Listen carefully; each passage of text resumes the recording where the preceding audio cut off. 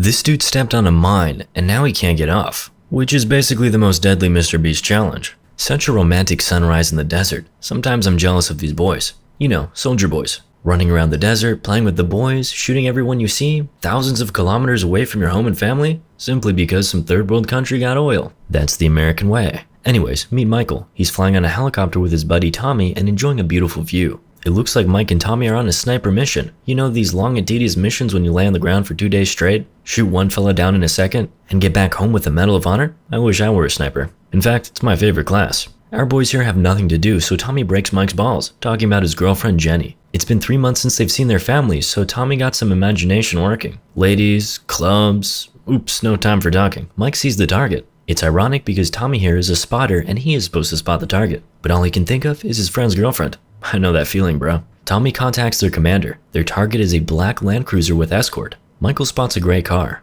Confusion, probably because Michael is a perfectionist. Tommy here doesn't care. He sees a man in hijab and is ready to fire. Black, gray, whatever. Something's happening. We see a group of Berbers coming from the other side. It looks like some kind of ceremony. The Land Cruiser arrives, and we see a bunch of people coming out, with the main target, Saeed Yassif. Again, Michael has doubts. Did he grow a beard since he was photographed? Michael gets a signal to shoot, but dilly-dallies when he sees a woman. Fell in love with such a romantic entourage? Possibly, but maybe he's began doubting the mission. What's more, the Berbers are having a wedding. We have no idea why this triggers Mike. Tom doesn't get it too. Mike waits until the target gets blocked from the view to say he can't shoot. Excuses. Tom begins explaining that killing people is their job and there's no time for being a liberal. Mike still has doubts, however, and contacts the commander for some reason. He can't kill the groom and his father. Does a wedding work like a defending aura for some US soldiers? Commander says Saeed doesn't have a son. More confusion. Tommy here makes a clear point. The bad guys also have children. Mike refuses to follow orders and reports that he lost the target. Liar. Unfortunately, the baddies spot Mike and Tommy and begin shooting at them.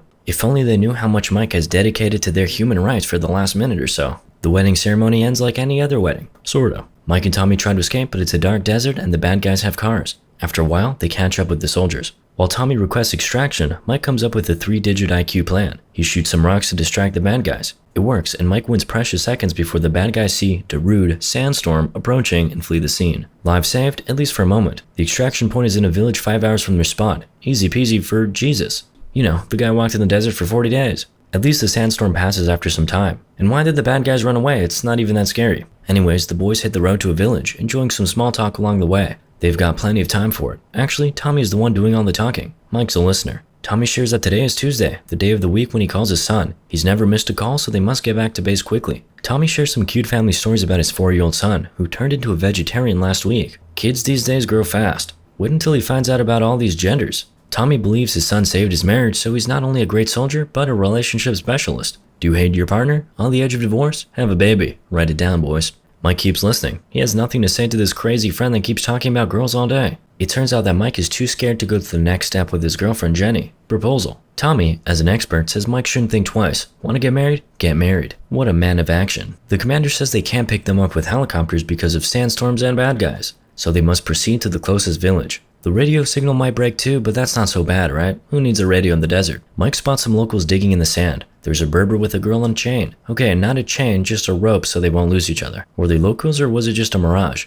Who knows? They've been in the desert for a day now. When I go outside for an hour, I already get some annoying mirages. People walking around, enjoying life. What's so fun outside anyways? The wind brings in a sign right to Mike's feet. No idea what's written on it, but there's no need to know the Arab language to get the message. Danger. What mysteries can sand hide? Nothing special, just landmines. Tommy denies any rational thinking again. Don't worry, mate. Berbers scared terrorists away from their villages with that sign. Nothing to worry about. Mike is a denier again. Over the last 40 years, there have been 8,000 conflicts on this land, and Americans buried 33 million mines. Wait, seriously? 33 million mines in a piece of desert? There'd better been a lot of oil, and I hope to get a piece from that oil because they've spent my taxes on these mines. Mr. Wikipedia, don't get paranoid. Don't let these things enter your mind. By these things, Tommy means thoughts. Soldiers don't need thoughts. They shoot when they need to shoot and step on a mine if they have to. At least Tommy is a great soldier. Mike should be a philosopher or something. Well, there aren't many options. Go back and die of thirst or continue and risk stepping on a landmine. No, you can't just save the game and leave. Too bad. It works with all my problems. So they proceed.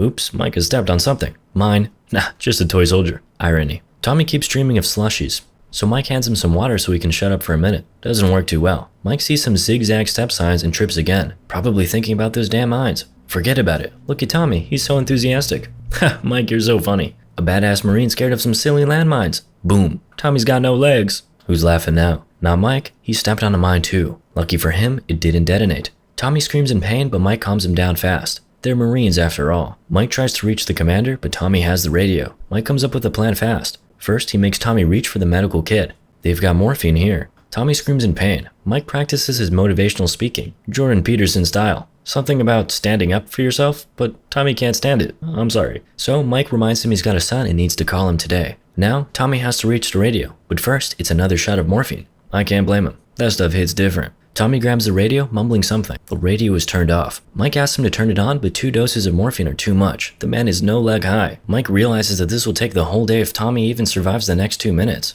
and wants to help Tommy by getting his leg off the mine. Who knows, maybe this mine is rusty and old. Tommy stops him. You won't have to save me if I'm dead. Tell Jake that I love him. Bam. Man down. Indeed, down. Okay, we're in the middle of deep crap. Standing on a mine in the middle of nowhere. Mike takes a deep breath before considering his options. First, he slowly gets down on a knee. Then, he takes out a knife and checks to see if he's definitely stepping on a mine. Feels like it. Meanwhile, we see a mysterious man standing on a dune watching Mike, but he disappears before Mike sees him. Spooky. Okay, what's next? Time to grab that radio that is a couple of small steps away. Not so easy for Mike. Luckily, he's got a small axe with him. It's probably for breaking the ice, but who knows? The ice age could come at any time with our ecology. So, Mike uses his axe, shoelaces, and a strap from a gun to create some sort of boarding hook. No water on the horizon, Captain. Arr. Then he starts throwing it, trying to hook it onto the backpack. It doesn't work too well. He slowly stands up and throws it one more time, almost falling. Contact. Mike drags it and turns it on. The radio doesn't work. Again? Batteries. Mike searches for them but realizes Tommy has got the batteries.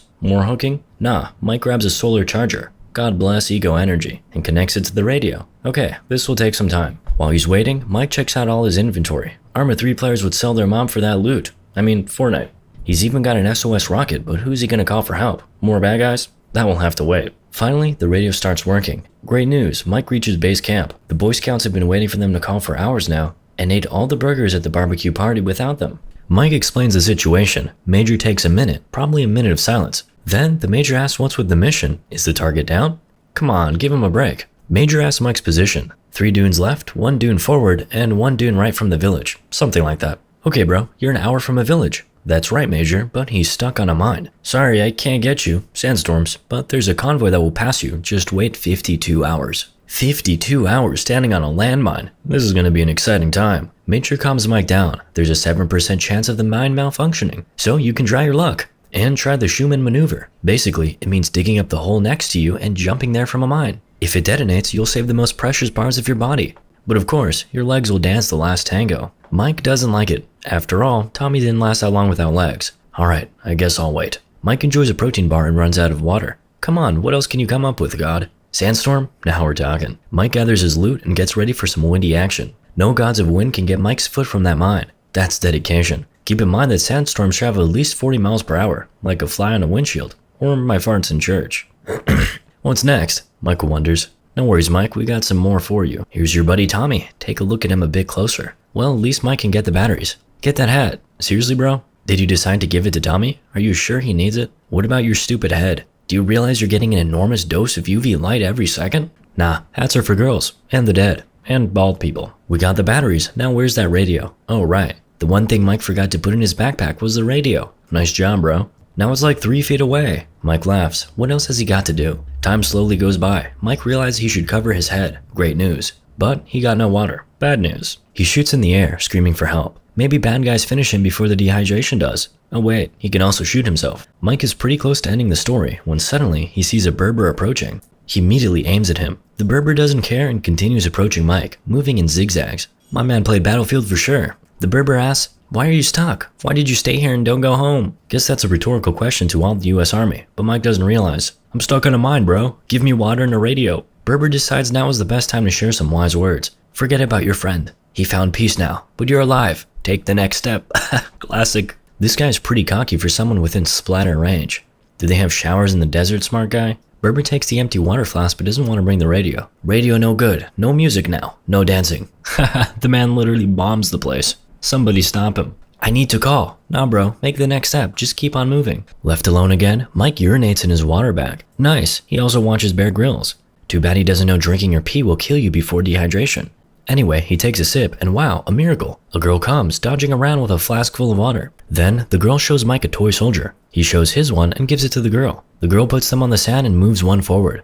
Come on bro, just take one step forward. Mike refuses. Well, okay, enjoy your sunbath then. The girl runs away without giving Mike the radio. 38 hours left and the sun goes down. Mike enjoys the last protein bar, listening to his music player. So, is there time for some dances? It's nighttime. So Mike starts a fire to keep him warm. Yep, it's pretty cold at night in the desert. And wild animals are hunting at night too. Mike starts to hear some of them. I was wondering what could be worse than starving to death or getting shot by bad guys. I guess getting eaten by wild animals works. Mike grabs his phone and looks at his girlfriend's pictures, something to cheer him up. There's also a video. Jenny says it's okay that Mike leaves and everything will be okay. If not, don't worry, I'll find another guy. Ouch. Mike almost falls asleep and boom, some man just punched him. What the hell was that? Oh, just some painful memories. Mike tries to start the fire again, but it's got no batteries, so it doesn't work. What's worse, wild animals are approaching. They're roaring everywhere around him. Mike shoots in the air, but the animals never heard about warning shots, so he continues to blast, following their sounds. It doesn't work. These sandwolves are pretty scary. One grabs Tommy and drags him away. Mike takes out a flashlight. Now he can see these roaring, hungry beasts.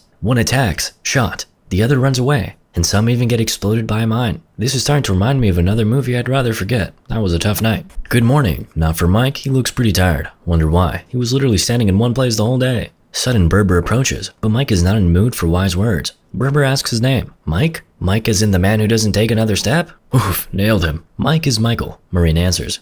Don't you get the joke? Let me explain, later. Mike condescendingly calls the man a Berber. The proud man dodges, saying that the word means free man, while Mike is not so free. But he is lucky. He stepped on a mine, didn't explode, and survived a night without getting eaten by animals. What can I say? The man is built different. Berber asks why Mike, aka Michael, puts his foot on the mine. Another irony, but Mike didn't get it. He explains he didn't know where the mines were as Berbers do. Berber laughs. He doesn't know either. He's just dodging around for the fun of it. The wise talk continues. Berber states he follows his destiny and only wants to go home, and Michael says he made the wrong last step. Philosophical. Berber continues. Every day can be your last day. Why is this one different? Huh, I love this guy. YOLO type. Tommy was YOLO too. Mike explains that even if he's a lucky man, he's only got a 7% chance of not getting exploded on the mine. Berber is not that good in math and just laughs. Mike continues asking Berber to bring the radio. Finally, he agrees. But before, he mocks Mike more. And pisses him off by asking him why he's even here. Because I have no one left. So you have no family, Michael? Perfect candidate for the army. The Berber finally understands Michael here is a psychopath who has nothing to lose, so it's better to leave him alone with the mine.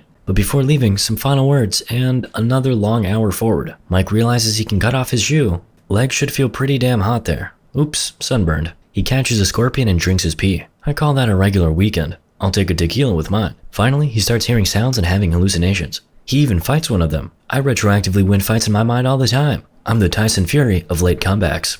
Hey Mike, what's wrong with you? Says Tommy. Let's go home. That's a long one. It's nighttime and Tommy gives Mike some helpful survival tips. Not the best pick for this, but Mike has no one else to pick. Not that Berber again. Then, wow, it's a phone ringing. Tommy's hallucination says there's no way a cell phone can ring in the middle of the desert, and he's just tripping. Huh, you don't say. Oh look, it's Dad calling. Now it's genuinely impossible because Dad left home for a pack of cigarettes and never returned. Sandwolves break this circle of hallucinations. One just got mined up. Now that's real. Mike takes out the gun and starts shooting, but there are too many of them. Tommy suggests digging up the hole and performing that suicide maneuver. Let's go! Luckily, Tommy is here to motivate him while Mike's digging and getting beaten by wolves. Then he jumps and boom! He lies there with no legs. Oh wait, that was a hallucination again. Gotcha. Now the action is getting tricky. Thanks for tuning in to Recaps Movies. If you enjoyed this video, make sure to hit that subscribe button and turn on notifications so you never miss an update on the latest movie shorts we're covering. We're always on the lookout for new and exciting films to discuss, so don't be shy. Let us know your favorite movies in the comments below. We love hearing from you, and your suggestions help us create the best content possible. Thanks for watching, and we'll see you in the next one.